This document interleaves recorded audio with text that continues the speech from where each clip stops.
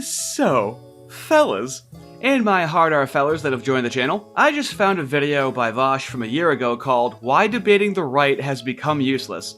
Of course, this can't be due to Vaush's career embarrassments in debating. No. If you can believe it, he lists all the things the left does to be impossible interlocutors and attributes that to the peaceful and open public discourse of the right. Yell for your mom upstairs, tell her to quickly flip the dino nuggets, and have her rush down to the basement in a panic to bring you the helmet to put on top of your helmet because things are about to get pretty tarded.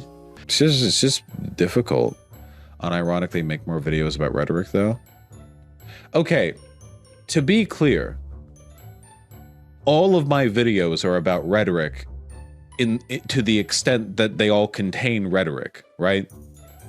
Like when I make an argument, I don't need to say, this is how you make the argument. If I'm making the argument, that's an example of the argument that one might point to, or at least that I would point to. Alright, that one would point to, or at least that I would point to, is what you would type in a paper that needs to be 1,000 words and you're trying to fill up space. I don't need to make a video about rhetoric because, first of all, I'm very lazy, and second of all, I already do that. I can just alchemically change everything into, I'm teaching you rhetoric right now. We all know the telltale sign of a great teacher of rhetoric is when no one knows that they're being taught to the point where they go, can you teach us how to do that? And he's like, I always do. But I bet you think that's a lazy excuse. And I wish I could go back in time and know how you felt feeling that right now, because you're gonna hear a worse one. If only debate wasn't dead. I haven't gone over it yet because it's meant to be one of the things that I go over that I keep not going over, because yesterday I was pooped because I had just gotten back from the hike in Mount Rainier, and today I'm exhausted because I have a headache and so on and so forth. Truly a master of his craft. What, you can't tell that you're learning rhetoric from Vaush right now? He didn't even come close to lying believably. Look at his eyes when he says this. Because yesterday I was pooped because I had just gotten back from the hike in Mount Rainier. I am of the opinion that you can't really even make fun of Vaush, because if you try to make fun of him, nothing you will do.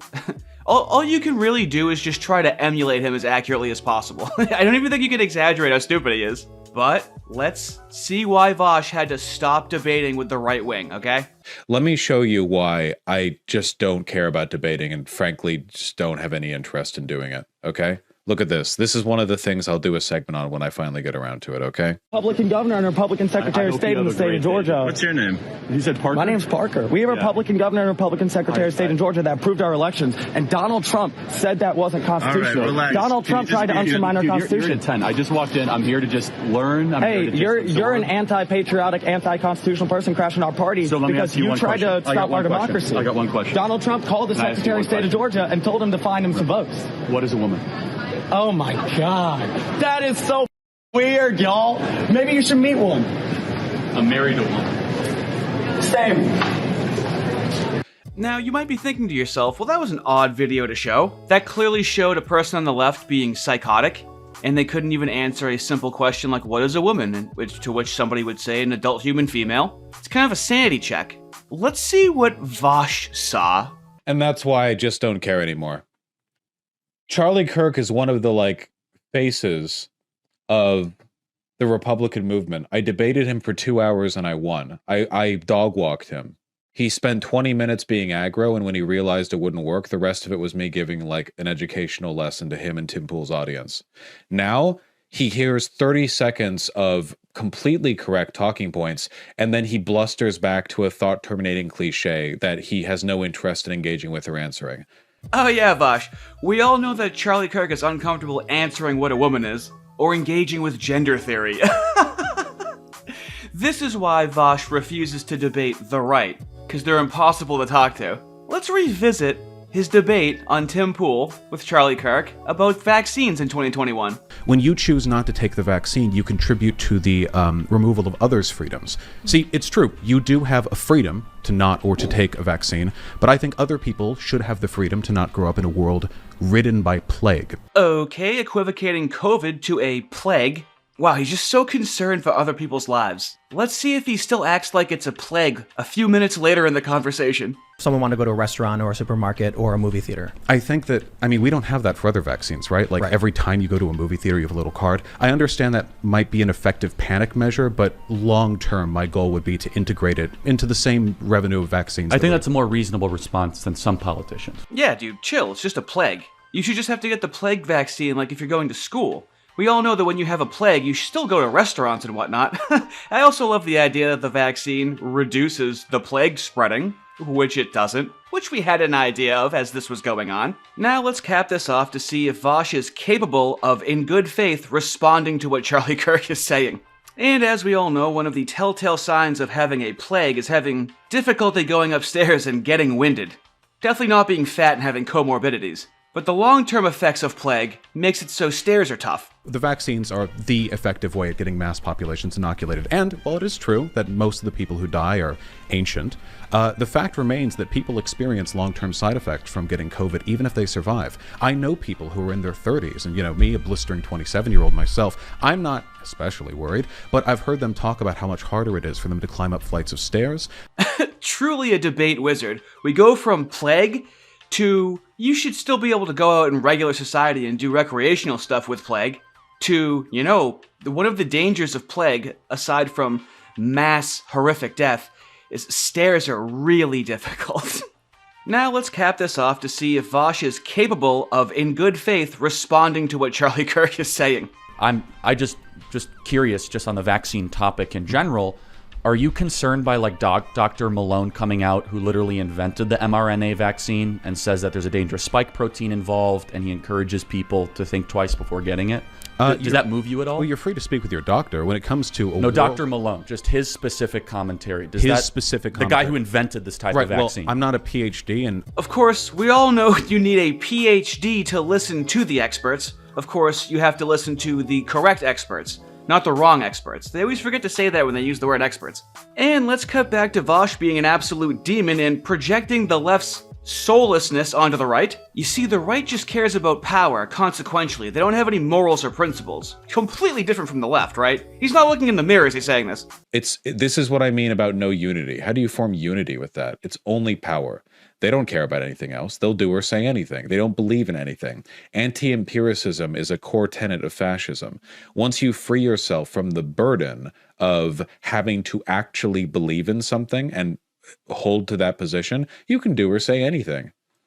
And I just have no interest in engaging with it. Oh yeah, dude. Lack of empiricism. Like Mao's Great Leap Forward in his 4 Pests campaign, where he wanted to eliminate all rats, flies, mosquitoes, and sparrows. Now, this only led to killing tens of millions of his people through the Great Chinese Famine, and I don't know how it failed. You see, in an attempt to accomplish the significant task of changing the ecological order, Mao mobilized the population aged 5 and above. Is that what mobilized means? Boy, would I love to mobilize Vaush. And of course we all know, the Germans are widely known for not being empirical. It's not like we don't still use their science to this very day. From that time they gave the curly burns a big old tummy ache. There is not a single right-leaning figure out there who would engage in a debate and be embarrassed if they performed poorly. In order for a person to be embarrassed that they performed poorly, there had to be any expectation whatsoever that they were going to participate in a meaningful way. Hey guys, remember that time Vaush debated Destiny about Kyle Rittenhouse and Vaush said the fact that someone pointed a gun in Kyle's face and didn't pull the trigger was proof that they didn't have lethal intent? in fact, by the way, I just want to say, if you're running from someone or you fall down and you turn around and there's somebody pointing a pistol at you 2 feet in front of you and they haven't fired, I think that's more of an indication of non-lethal intent than it is lethal intent. So a huge reason why so many people hate Destiny is because they liked him as a good person on the left in 2020, because he was the only person on the left that was saying Kyle Rittenhouse was defending himself. So let's sink our teeth a little bit into that debate and see if Vaush's accusation about the right is possibly completely true about him. He was literally laying on his ass, firing shots at people 20 feet away who weren't even moving towards him. Hold on. Can somebody please link the video so that we can watch it? Have you watched that video? I mean, I've watched, I think, that video, yeah. Oh, get a pen and paper handy. You don't want to miss these rhetorical teachings from Vaush right now. Did you even see the video? Not, yeah, of course I did. Did you even see the video? Yeah, probably. The man's a wizard. Can somebody link the second video so that we can watch it together? Because I have no idea what the fuck you are talking about. Hold on. Chat. Even if what I've just said is incorrect, by the way, I still think there are actions worthy of criticism in the second shooting, but if I'm incorrect with the whole... That's great, then let's talk about them. Okay. Because I was actually... The man is a rhetorical scholar. Even if I'm wrong about this, I'm still right about this. And Destiny goes, yeah, that's fine, let's talk about it. And Flash goes, oh, shit. The last shot he fired was on this person. It looks like he was running to his side. Definitely wasn't 20 feet away. I misremembered that part. I acknowledge that.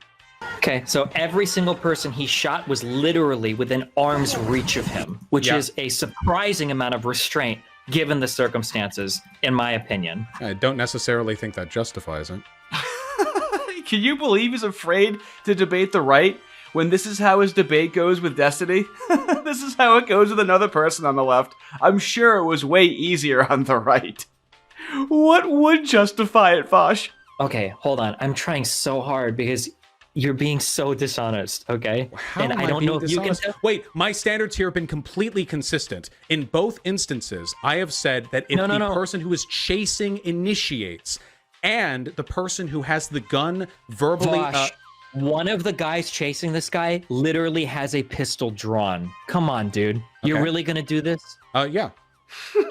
Really? You don't think that it's fair to assume the person that with the pistol hadn't fired? You? The person with the pistol hadn't fired. They were like right up close. It seems like that was more of an attempt at apprehension than it was at murder. There is not a single right-leaning figure out there who would engage in a debate and be embarrassed if they performed poorly. In fact, by the way, I just want to say, if you're running from someone or you fall down and you turn around and there's somebody pointing a pistol at you 2 feet in front of you and they haven't fired, I think that's more of an indication of non-lethal intent than it is lethal intent. In order for a person to be embarrassed that they perform poorly, there had to be any expectation whatsoever that they were going to participate in a meaningful way. You thought you were done debating them, but they've been done debating you for a long time now. And Vaush, of course, is just some fringe YouTuber, even though he interviewed Congressman Ro Khanna, and he canvassed to help get Jamal Bowman elected. That didn't go so well. These are the people that the Democratic Party reaches out to get mainstream Democrats elected. Let's see the kind of nihilism their advocates are dealing with. And of course then project onto the right. Nobody cares. It's all trolling at every level. Nothing matters. None of it matters. Nothing matters. There's no argument for or against. There's no point. I think debates against less mainstream figures are pointless, but don't you think more mainstream people with a broad appeal to non-voters have more of a point? Excellent, pertinent question by Vaush's chat. I know that debating small people is kind of useless, but don't you think larger platforms and more mainstream arenas of media would be good to debate in those arenas, since it can sway large swaths of the population that maybe are disenfranchised from voting or can switch their vote? Let's see how Vaush answers that. I think debates against less mainstream figures are pointless, but don't you think more mainstream people with a broad appeal to non-voters have more of a point? I don't know. I don't know what that sentence means. Rhetoric. False. Good, bad, it doesn't matter. There's no relationship between what you say and the quality of your speech and what actually happens as a consequence. Now, it doesn't matter. It's all clown shit. There's no it's complete nihilism. It might as well be solipsistic. You scream into the void. Why would I participate in this? It's degrading to the human spirit. It really is the same psychology of the left rioting and then going, oh, why would I go to a protest? Have you seen the riots? Yeah, coming from the left. Or a husband that's cheating on his wife and then accuses her of cheating, so it's since she's cheating on me, I'm gonna cheat on her. You're not being cheated on, you're making that up to justify your own toxic behavior. It really is just cluster B magnetism. I've never had a moment where afterwards I was I'm afraid of debating or anything. It's just, look at the last 8 or 9 attempts at a debate. It's just miserable. I don't enjoy it. I don't think you guys enjoy it. I think you just have strong memories of like some key moments in the channel. But we make new key moments every day.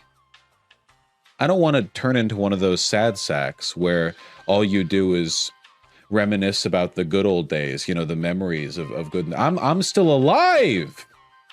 I also think that I'm pretty good at news coverage too. You know, I think that I've fallen into a good rhythm with it. I like it. I didn't used to like covering news. I felt like I was just doing the job of an MSNBC host. Now I feel like I do a good job tying it in. So I think, you know, yeah, I think I've gotten better at it. I like it. It's a skill that I value. I want to get better at it. Oh yeah, dude, that's the issue. You, with your debate knowledge and your debate background and your excellent teaching of rhetoric, should definitely cover breaking news. Do you guys remember that white woman that was a nurse that was accused of stealing a bike from 5 black guys at like the city bike where you put it on the machine? You remember that? How that was covered originally? And then how we all might have felt when we found out the details? Let's check in on his news coverage.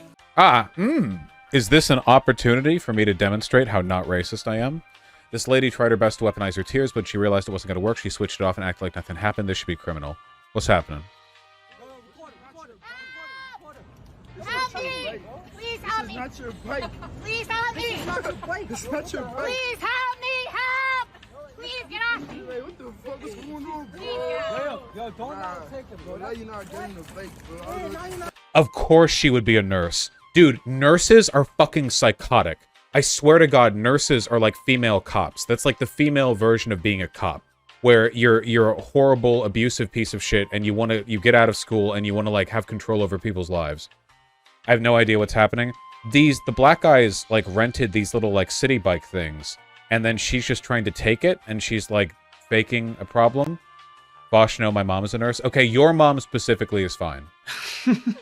Off to a rocky start, I guess. Even if all that was true, which it can't be. You know how a white woman just walks up to 5 black guys and tries to steal a bike to cause a problem for no reason. But I also love how he has to say that all nurses are bad because this woman's a nurse and she's the enemy. And then someone in his chat is like, my mom's a nurse. He's like, okay, all nurses but your mom. Great rhetoric. Isn't it incredible? As long as they're talking to their friends about their enemies, it's almost like they can make an unlimited amount of mistakes. I'm not touching you. You putting your stomach on my head. You're hurting my fetus, my unborn child. This is my fake crying. It's fake crying. Stop fake crying. Hey, stop touching me. I don't touch you. Hold up. Hey, stop touching me. Stop touching me. Why don't you take this bike? Stop touching me. Context for real? The black guy, they rented the bike, and then the white lady came over and just wanted to take it, and then just started shouting help. This is so petty on her part. It's not petty. She's trying to steal the bike and or get these black guys arrested. These women, this woman is either a sociopath, a racist, or both, and is just trying to like nab simultaneously a free bike and also just get some black guys arrested. It's like this is an attack that could literally endanger their lives. Is she mentally ill? No, she knows what she's doing. Now, Vaush is doing his best to cover the news as objectively as possible, okay? This is something he's working on, so if he missed a couple of minor things, can you really fault him? He's trying, isn't he? Now, would you like to hear what actually happened with literal receipts? You know, pregnant women don't typically go over and try to rob 5 young black men. But if you notice, the guy was covering the code so she couldn't see it in the beginning of the video. It's right there, clear and obvious for everybody to see. But I just want to point out that there is a still image from the videotape that shows the number of the bike in question, and it actually matches 100% the number on the bike receipt. As you can see, the bike that was originally at issue, the one that ended up getting relocked, was 560-3915, and on the receipt, what do we see? 560-3915. So to be clear, it is proven beyond any shadow of a doubt that the pregnant woman was not trying to rob the 5 black men of the rentable bike. Honest mistake. He thought the pregnant white nurse, who's a piece of shit, was trying to rob the 5 black guys of their bike. honest mistake. So let's end it here. The left has been done debating for a long time. You want to know why the Charlie Kirk vs. Vaush debate was so tough to watch? Because of how genuine and sincere Charlie was being to Vaush. I saw how Charlie died. Watching him try to have a civil and good faith discussion with someone like Vaush was not enjoyable in any capacity, to say the least. And I listen to leftist debates that no one wants to listen to like it's my job. I clock in for that. This is not on the fringes of the left. This is the left. Anyone that says, "But," after saying Charlie shouldn't have been killed, is not your political friend. This is why you have to be right-wing. It's the only true departure you can have from this type of insane behavior. If you're not right-wing, what are you afraid of? The racism and anti-Semitism of the right wing? You know, the things they call you anyway? Yeah, but the right wing is really racist. What do you even think the word racist means? It's just a political pejorative. Racism and anti-Semitism can only be defined by their application in reality. They're just used to shut down all thought about the conversation. In reality, these terms, just like any other ism from the left, only serve as political blasphemy laws. You have been struck by the scarlet letter. It's Cold War struggle sessions. To me, being right-wing is identifying the isms being used to stop you from speaking the truth or your genuine opinion. I'm just trying to lower your cortisol levels, baby. The mocking will continue until morale improves. Have a good one.